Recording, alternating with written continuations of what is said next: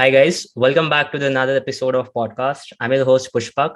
For today's episode, we have with us Saloni. Saloni is a writer, solo traveler, digital nomad, and a content strategist at Headout. I'm super excited to have you on the podcast, Saloni. Thank you so much for doing this. Thank you. Thank you for having me. Excited to be here. Awesome. So, tell us more about yourself and how you got into writing and traveling. Basically, your journey. Yeah. Yeah, definitely. I mean, I think the traveling part of my life started from a very young age. Okay. I was born in India, and Mm-hmm. I ended up going all over the world because of my father's work. So Okay. when I was 2 weeks old, I left India and moved Wow. to yeah. So I was really, really young when this nomadic life started. So I was literally just 2 weeks old and spent my first 2 years in Dubai back in the 90s, when Dubai was very different to what it is today. Right, right. And then I grew up in Egypt for 10 years. Wow. And then I was shipped off to boarding school in England, hence the accent. And I went to university in the UK as well. And after that, I spent a year studying in Mexico as part of the degree, actually. Okay. My nomadic life since has taken me to China, Malaysia, Singapore, and now India. And so that's the traveling side of things. I currently nomad my way through India. Luckily, Headout offers me the remote opportunity. And the writing started maybe just 2 years ago. Okay. It started in the pandemic, actually. One of those lockdown, keep yourself occupied hobbies turned into something that I'm truly excited about. Yeah. Awesome. That's crazy. Like when you were like 2 weeks old, like you kind of started traveling. That's like one of the craziest experience, but like craziest stories I've ever heard.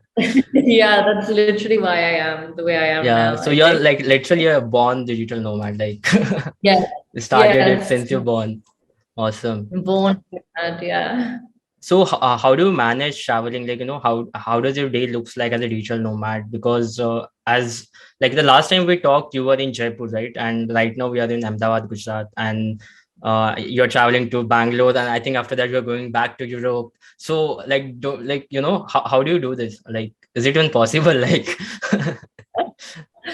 A lot of people ask this because they think it's not feasible and sustainable, which they are partly right about, actually. yeah. It has been super chaotic. What you just described is my current state of events, and it is Yeah. very back and forth and hectic. Mm-hmm.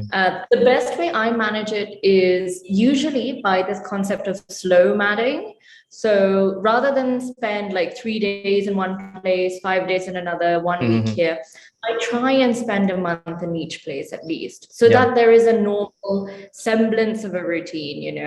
For example, in Goa, I was there for 3 months.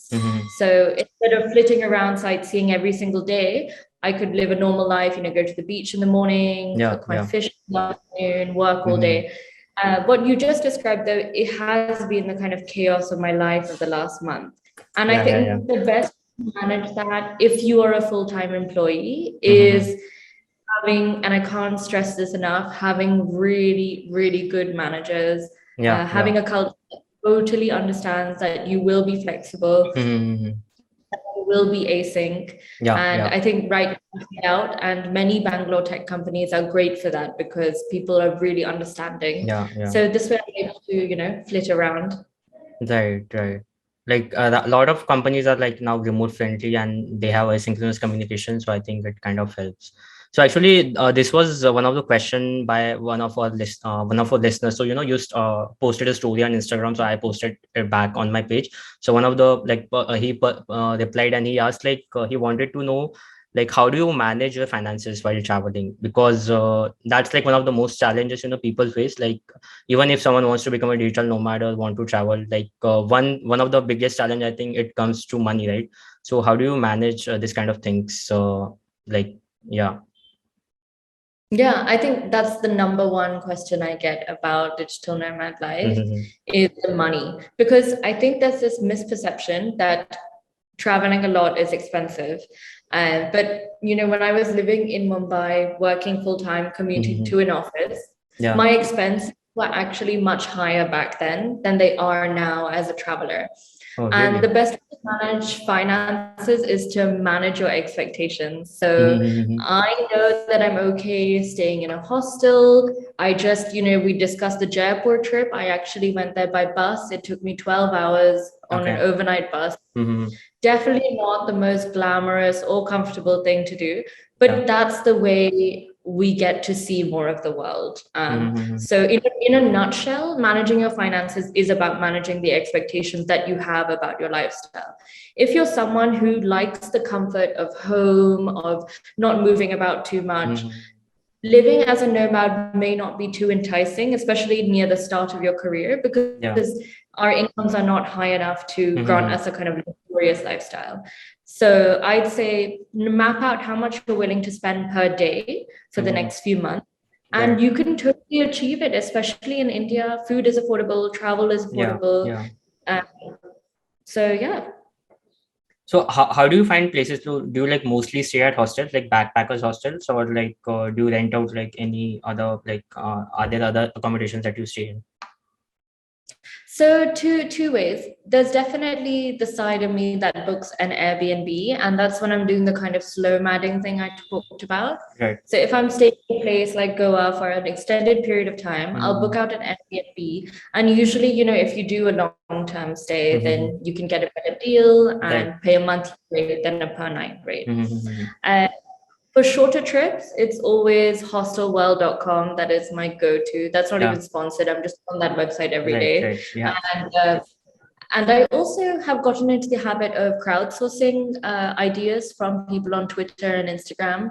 A lot Okay. of the people in my network now travel within India on a budget. Mm-hmm. So, for example, the place I stayed in Jaipur was actually a recommendation from a friend, and yeah, it goes like that. Right. Right. Right. So like right now you're kind of in the India tour. So have you like done the same with other countries as well? So like when you were in Mexico, like did you travel to Mexico when you were in China? You did the same thing over there as well? So I definitely didn't do it to this extent. This Okay. Mm-hmm. this way that I'm living is definitely fueled by the pandemic realization Okay. that life is Mm-hmm. too short. You cannot stop traveling.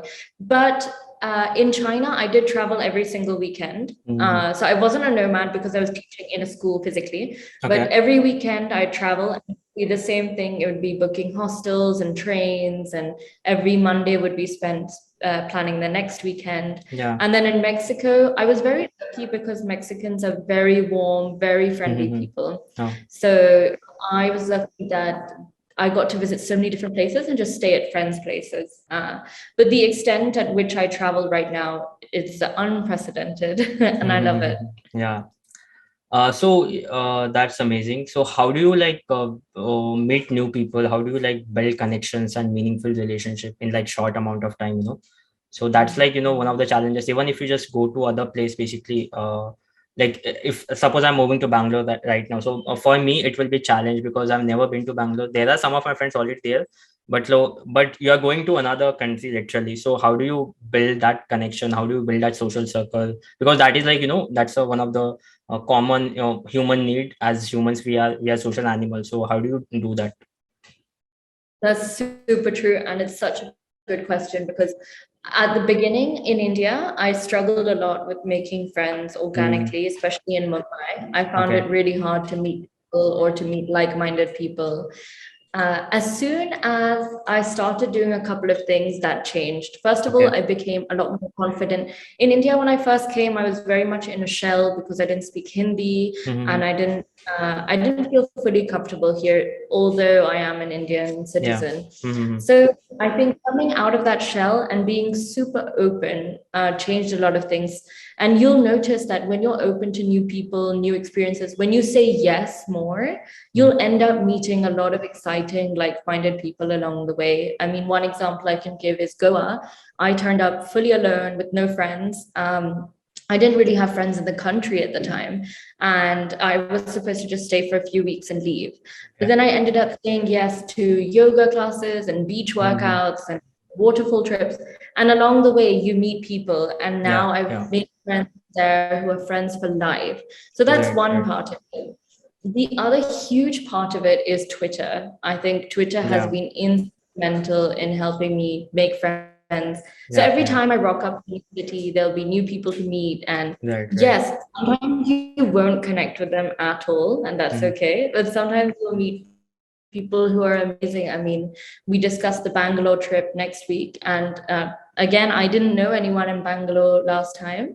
And now this time I'm staying with a friend I met on Twitter. So I think the more you're open to new experiences and letting people in, the Yeah. more Yeah. meaningful connections you'll build. Yeah, makes sense. So actually, I have also been on few solo trips, and I've also met a lot of people. So I can like totally agree.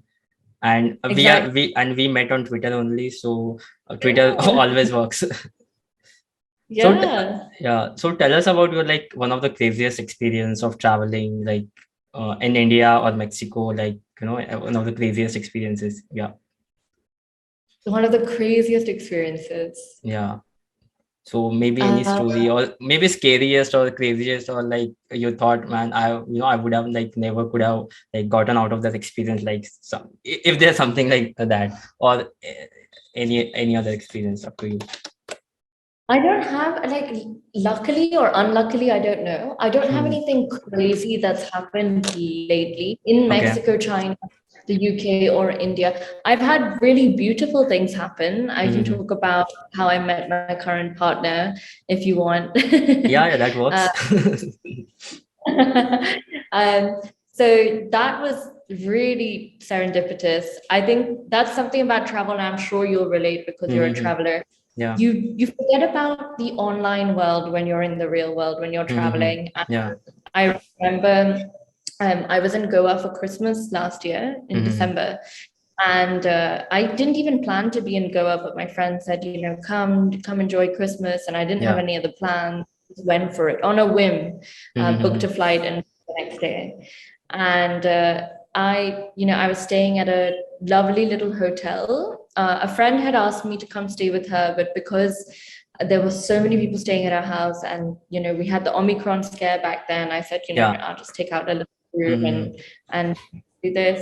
And very long story short, she was coming to pick me up for an event, a Christmas dinner actually, Hmm. and I met someone just standing outside, the hotel, having looked around at the place. And I was very curious, who is this? Because he was speaking perfect Hindi, but he looked like a complete foreigner. So I was super confused. And Okay. after so many years in India, it was kind of a shock. Hmm. And so I got to know him, and we got talking for maybe 4 minutes, 5 minutes, and then he Hmm. left and I left, and we never changed numbers, and that was that. I went Okay. on. Okay. And then later that evening, I came back, and he was not actually staying at that hotel, but I came back in the evening, and he was there again with his brother. Okay. And I was like, wow, what a coincidence. At the Hmm. time, I thought it was a coincidence. Later, I found out that he'd come back to maybe hopefully bump into me. Okay. And yeah, and then we like spoke for a long time, and Hmm. then I got closer and closer to him and his brother. We spent a week together, just traveling Goa, enjoying, Hmm. and it was absolutely beautiful because there could be the chance that I'd never meet this person again, Yeah. because Yeah. we didn't change numbers, Right. and Right. I'm very boomer in that I don't like Tinder or many WhatsApps or things like Hmm. that. So I thought, okay, like that's it. And then he left Goa, and I thought that would be that. And then just 2 weeks later, he flew back to see me, and we got to know each other even better. And Hmm. I think it was after that kind of whirlwind 3 weeks that I realized this is exactly why I travel. Because if I'd been stuck at home or like Yeah. going on Hmm. algorithm fueled websites, those kind of stories, they wouldn't never take place. Yeah. This is amazing. So, Really amazing yeah. story. So, let's go to another like uh, question. Like, was there any point in your journey where things were not going well for you? You felt like giving up, or like you were at the lowest point of your journey. So, how was that for you, and how did you get out of it, no, of that situation in your life? Yeah, super good question. One that people don't ask often. It was actually just before this story that I told you. Okay. Just meeting this person, Mm-hmm. I went through probably the lowest time I'd gone through throughout the nomad experience, Mm-hmm. which I mean to say is about a year. So I had just left Bangalore, and Mm-hmm. I think the number one most difficult thing about nomading is the fact that you make these really meaningful connections, and then you have to say goodbye. Yeah, yeah. And sometimes those goodbyes are easy, but sometimes Mm-hmm. they're really hard. And sometimes you think, oh, maybe I should just stay in that place and get to Mm-hmm. know those people instead of like always Yeah, leaving. right, right. So I met some great people in Bangalore. Bangalore has amazing energy. Yeah. And I'd suddenly gone from there back to quiet Goa. And I was surrounded by people, but I'd not felt that alone in so long. I Mm-hmm. was feeling lost and confused and kind of cut off. Suddenly I dropped my 2 week life in Bangalore and I was in a new place. And Yeah, yeah. so the best way to get out of these slumps, and they happen to me every single time I leave a place, I Mm-hmm. think is just focus on the positive possibilities of the next Yeah. adventure. So this is something my brother taught me, instead of just dwelling on, what could have been in that place, focus on what could happen in the next few days or few hours. Right. And, right on cue, the story of where I met someone quite amazing Mm-hmm. happened. And that was because I didn't dwell, but I let myself be present in the new place. But I think any traveler will struggle with this. I don't know if it gets any easier. Yeah. So, like, and how did you get out of it? Like, it kind of happened, right? Like, then you met this person in Goa, and like, you made new friends, and you just have to be there and go through the situation. I think the best way to get out of it is reassuring yourself that this feeling is temporary, Mm-hmm. that you will meet new people again, just like you met people the last time, Yeah, and yeah. you will feel, happy and fulfilled again. Mm-hmm. But I don't know if there's ever going to be a stage, at least for me, where I would go from place to place and not feel anything about the goodbyes. Yeah. So it's all about really pushing yourself into the present moment, because you may look back and regret on dwelling too much and then not enjoying what was right in front of you. Yeah, makes sense. So, like, this is the second time you're going to Bangalore. You already been there before, right? As you said. Yeah. Yeah. Cool, cool. So, like, tell us about the three people who have like impacted on your life, like kind of inspired you to do what you're doing. Like anyone from your family, friends, or like any other person who kind of made an impact on your life. Definitely. I actually have two. Okay. Uh, so the first is probably cliche, but absolutely the truth. It's my Mm-hmm. father. Yeah. Um, he has inspired me in multiple ways. The Mm-hmm. first way he's inspired me is just in his resilience and his strength. I've seen him go through some of the most difficult things anyone should have to go through. And Mm-hmm. I've seen him struggle through events that no one should have to endure. Mm-hmm. And he's always been there for me and my brother with a smile, with positivity, with comfort. Like I said, we were sent to boarding school, which Yeah. is not easy for someone who is an Indian citizen and who has to pay international fees for universities Mm-hmm. and schools. Yeah. And there were a lot of issues going on, but he was resilient through it all. So the way he handled himself for those 10 or 15 years really inspires me today. Mm-hmm. Whenever I face any minor inconvenience, I just think of him, and it does help a lot. Yeah. The second way he's inspired me is in the way I travel. I think the way he travels is not sightseeing, like, tick off every single thing on the bucket list and then you're Mm-hmm. done. Go to Tower of London, London Bridge, Tower Bridge, see it all, and then you're Mm-hmm. done tourist. So the way he travels is he gets to know locals, he gets to know people living in the area, he tries the food, he talks to people. So if on a particular day, for example, we were in Jaipur together Mm-hmm. and I said, we have to visit XYZ monuments. And he said, no, we can just visit one, feel it, rest there, get to Right. know people. Mm-hmm. And I think that's a way better way to travel. You Yeah. Yeah. experience things far more deeply. And then my second inspiration is again very trite, but it's my brother. Mm-hmm. Uh, so our family is me, my brother, and my father. Okay. And my brother is someone who I've mentioned previously kind of had very good advice for me. He's 6 years younger, Mm-hmm. but we all joke he is far more mature, and Mm-hmm. he handles he handles tough situations with calm and with a sense of authority, but calmly. I'm someone who tends to get worked up and anxious about a lot of things in life, and he's always there to stabilize me. So yeah, Yeah. very strong support system and inspiration system. Amazing. So, you have been traveling for a long time, right? So, what are some of the like lessons you learned while traveling? Like any insights or lessons that you have learned? Yeah, I'd say I have three key lessons that I've learned over the past 2 years. Mm-hmm. The first one is if you want to travel and you want to travel extensively, you have to be okay with uncertainty. Yeah. So, as someone myself with anxiety or an anxious disposition, I tend Mm-hmm. to not feel okay and not feel settled when things are not booked or planned. Yeah. But just as you were mentioning, you've met a lot of people on your travels. Sometimes you'll meet someone and your plans will change, or sometimes things are out of your hands. Yeah. A flight gets cancelled, especially with COVID, cities get closed down, Mm, restrictions change.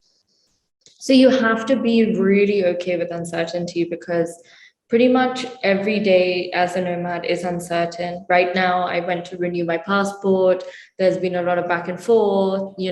These are things that if you're living a very normal 9 to 5 kind of life, you wouldn't have to deal with. You'd be yeah. more Yeah. comfortable. But Right. Right. yeah, that's definitely one. My second lesson would be it's a tough one because it's something I've learned but not quite Mm-hmm. implemented, and that's preparing yourself, like I said, to say goodbye to deep, meaningful connections. Yeah. When you're traveling, especially solo traveling, you're going to meet people who really change your life, Mm-hmm.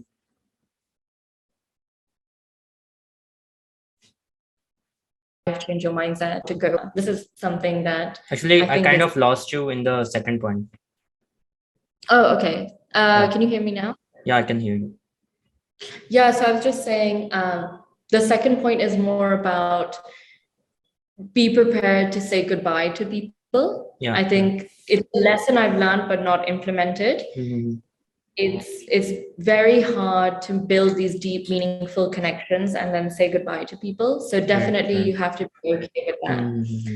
And the final lesson I've learned, and probably the most important lesson, especially for digital nomads, is that balance is key. Uh, Keeping a balanced life is really important. Right. I remember going through a phase September last year where I went overboard with the meeting new people, trying new things, that I was Mm-hmm. completely running on no sleep and I was performing quite poorly. And that would be for a few weeks. Yeah. And then the other way around, I got really into my work that I forgot about the world outside me, forgot about the nomad life, Mm-hmm. and I burnt out.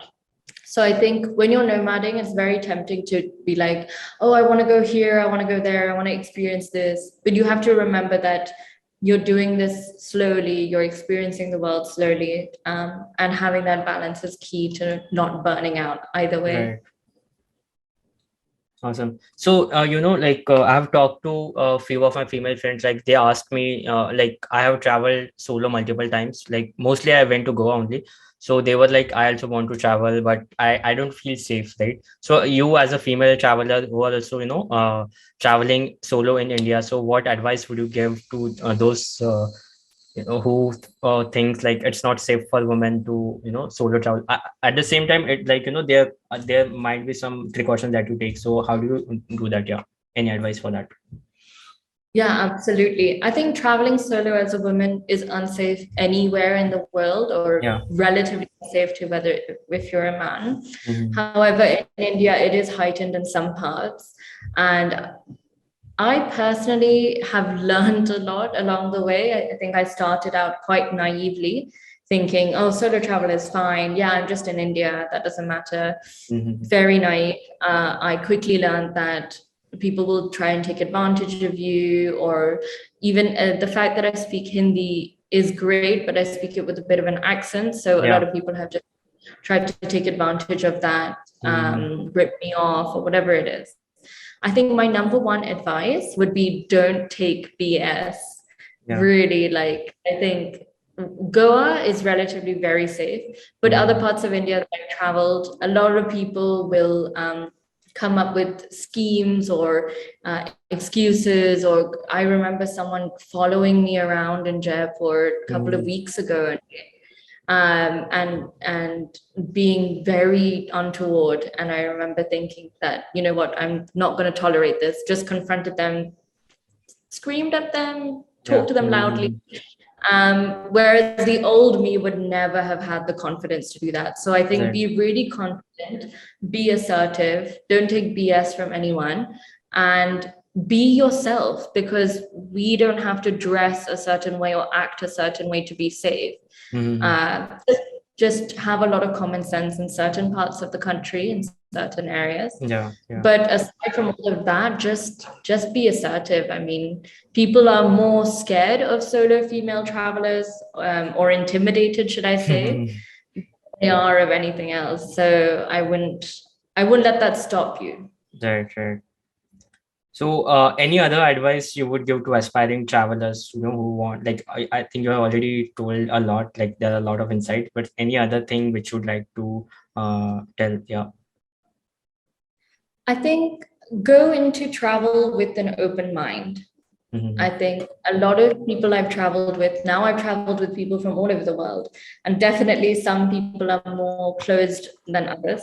But if you don't travel with an open mind, if you don't travel with the aim of talking to the people you meet along the way, of experiencing new things, of trying new food, I'm not much of a foodie myself, but I will still, try different foods.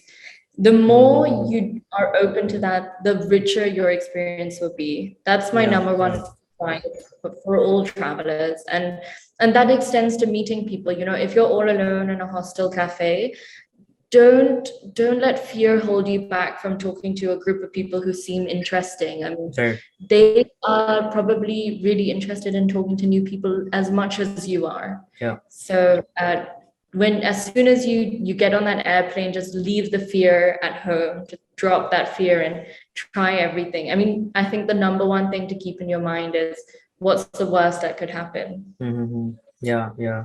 So I think, like, you always, I think one of the lessons which I learned also, and this kind of applies to everyone. Like, if you are a solo traveler, you have to be open to talking to people. And one of the other thing is, if you are traveling solo, so you don't have any other options. You will have to talk to people. So that is also one of the thing. Like, if you are scared of talking to people, then just travel solo. You will have to talk to people for so many reasons. So you will kind of get over that fear automatically, and you will make new friends. So that works. Yeah, super, super true. I remember, again, Goa, my first 2 weeks, I didn't talk Mhm. to anyone, and it can get really lonely. Yeah. Because it's for the same reason, I was just too scared. And Right. then same people who I'd noticed before and finally talked to, they were like, "Oh yeah, you seemed interesting, but we didn't know Mhm. whether to approach you, and I didn't know whether to approach them." Just let it all go and see what Right. happens. And because in places like Goa, like, people come there to meet new people, basically. That's like, so you should always say hi to people, even though, like, some people will talk to you, some won't talk to you, but it's all right. Like, your job is to just say just hi, and it could lead to anything, as you said, your story, how you met your partner. So anything could happen if you just start talking to people.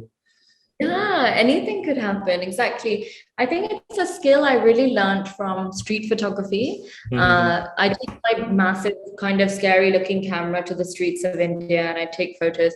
And I used to be so scared कि मैं आपका photo खींच सकती हूँ कि नहीं. And Uh-huh. lots of people, even today, people say कि no, don't take my photo, don't take my photo. Mhm. But at least I asked, at least I Right. Right. took that. Mhm. And the more you do that, the more exciting things you come up with. Yeah. So as you talked about photography, like I was about to ask you the question, like what are you really into outside of your work? Like apart from traveling, you do traveling, you work, you write. So what else you do? So as you said, photography. So like how you got into it? Like do it like right now also, or like or any other thing along with photography that you do? Yeah, so yeah, I'm definitely right. That's my number one aim is to be a full-time writer at some Mm-hmm. point. And I do a lot of photography. So I got a camera when I was 18 years old, Okay. DSLR. For Mm-hmm. reference, that was 12 years ago. And for 5 of those 12 years, I literally didn't use it at all. Okay. I didn't really touch it. Mm-hmm. Um, then I came to India and I realized that every moment and every experience is so photogenic. Like you can go to the Sabzi Mandi, the vegetable market, Yeah. and there are Yeah. so many moments that are so capturable. Mm-hmm. So I got into it again here in India and capturing just everyday things. I don't capture anything massive like holy or anything, Mm-hmm. but just street vendors or flower vendors or people we meet along the way. Yeah. Uh, and you get to hear really interesting stories that way. Yeah. I Yeah. met someone last week who cycled from Rajasthan to Ahmedabad, took them 7 days Wow. to visit different dargahs of Ahmedabad. Yeah, Damn. bicycle in the 40-degree heat. Oh my God. So Crazy. these are the Mm-hmm. photographies. Yeah, you'll either hear them if you do photography or if you, like I said, are open to those convos. Aside from photography, I'm also a skateboarder. Oh, So yeah, nice. something I got into 3 or 4 years ago. Mm-hmm. Bangalore, by the way, is one of the better places to skateboard just because of all Oh, the parks. that's it. Maybe I should try that. You definitely should. The park, like skateboarding in Cubbon Park, is a dream. Mm-hmm. And Awesome. skateboarding is to me what meditation is to lots of other people. It's like a calming switch off kind of thing. So how did you learn skateboarding? Like you learned it in Bangalore only, or like you were doing it earlier as well? Yeah, so I had a friend who watches the YouTuber Casey Neistat, Mm-hmm. and this YouTuber basically used to vlog and skateboard his way through New York. Okay. And my friend bought a skateboard inspired by him. And then I Mm-hmm. met that friend again, very, very casually, very randomly. We said we'd meet for lunch, and he said, "Oh, could we go to the park an hour before?" And I thought, "Yeah, why not?" And he'd brought a skateboard, and I didn't think much of it. I thought, like toys, whatever. Mm-hmm. Um, and then he showed me how he did it, and he was like, "Give it a try." And again, I was kind of, reluctant, but I said, "Okay, whatever, let's try." Yeah. And the moment I could do it, that feeling just like I couldn't get enough of it. And Mm-hmm. like we were supposed to just meet for lunch and move on. And I ended up going home, ordering a skateboard, learning. And now it's a really big part of my life. Wow, amazing. So you learned it by yourself, or are there any classes or what? Like, or you just how do you learn? So I'm sure across India there are classes, but I just taught myself. Mm-hmm. YouTube is an amazing teacher, and I've fallen down many times, but yeah, taught myself.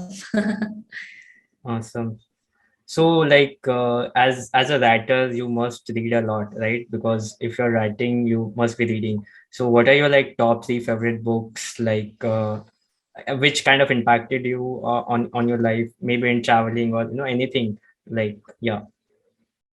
Yeah, I think one of them is slightly travel related, but the three top books, two of them are fiction, one is nonfiction. I'm a Mm-hmm. big fiction reader, a big believer in fiction as well. Mm-hmm.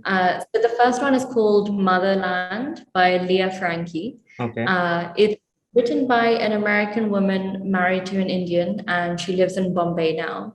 Okay. And Mm-hmm. it's a fictional tale of a woman, American woman, who moves to Bombay after her marriage to an Indian. So it's not autobiographical, but I'm sure it's influenced by the author's own life. Mm-hmm. And it's just a quiet drama about how this woman adapts to life in India, specifically in Bombay. Okay. And her mother-in-law moves in, and this is obviously very difficult and new for her.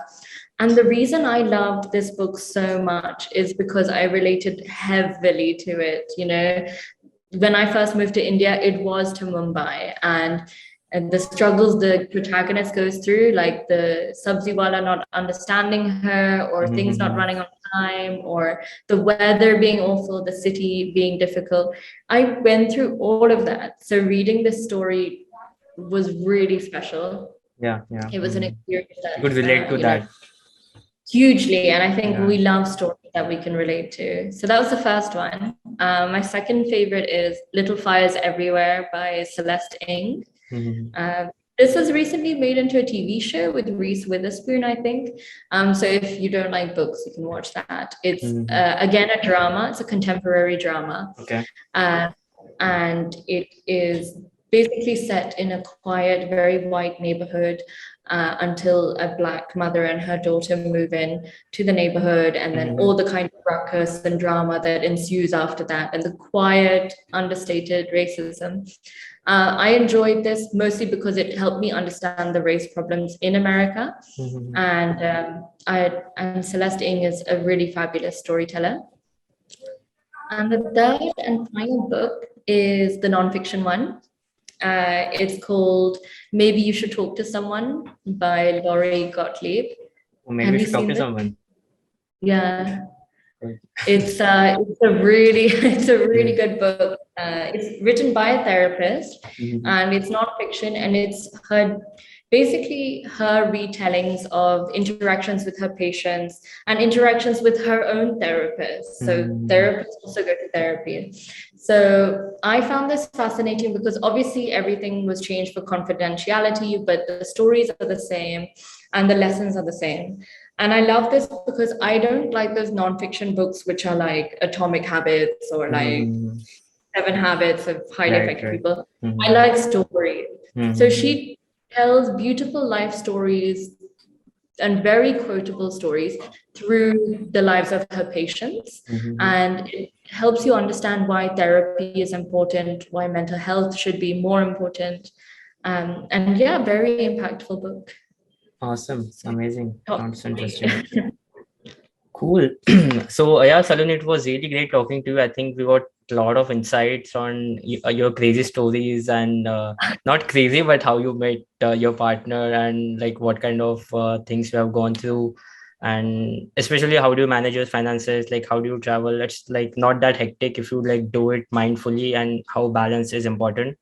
So yeah, I think it's gonna help a lot of people, and even the question which one of our listeners asked, he will get his answer. And a lot of female friends of mine asking me how do I travel solo, so they will get their answers. So yeah, I think it was really informative. So thank you so much for doing this. Yeah. Awesome. Thank you so much for having me. Yeah. And we'll speak soon.